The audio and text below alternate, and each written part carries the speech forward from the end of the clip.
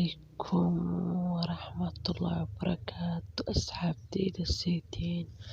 عافمتكن كورم حالتينا الصبح وناكسن انتي الصبح انتي عسر وناكسن لك وحاك دوانينا الصوايد أما جباتي وحاسلامتكوضا كدوانينا مركا بمقع يقاناي بليس بسكراب يسار الشير اللي قمنتي dhiirigeli ee ku soo qor waa kaasaa saa ujeedin waa duwaaya maasha allah mid qurux badan gaduud badan kaale arag marka haddana waa kaas waa la daliigay haddana mid kale maasha allah marka saabteeda muuqaalada sheer ee dhaha leeg iyo saara leegta marka ay saartaa markuu dad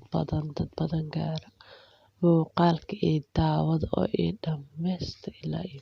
meel ma fahanteen ilaa iyo dhammaadka iyo daawada baliis haliisii sheer gareeyo marka maanta waa kana meeshan quraca laga soo tuurayaa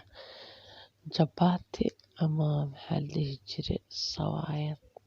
reer Soomaali sawaayad reer Kenya jabaati u yaqaanaan marka saabteyda hadda waa kan waan kasoo tuurayaa maasha allah boosisaana ku fure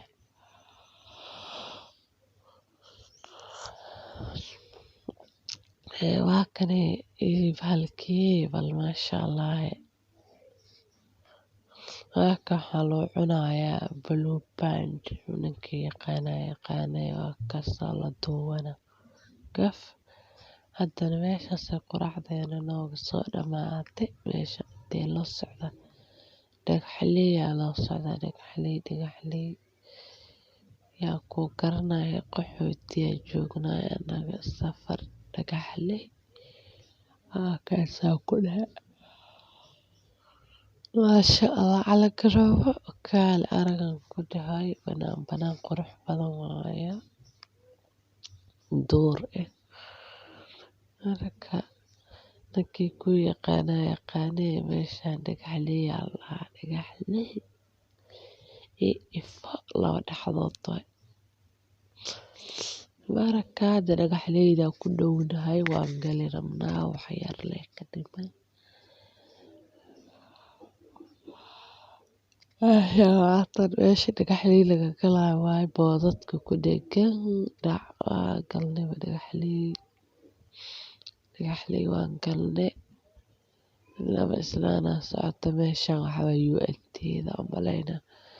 UN-ta waay dadaa tuuran dhalashaa laga qaadanay marka maasha allah haddii kheyr badan oo idin rajeynaa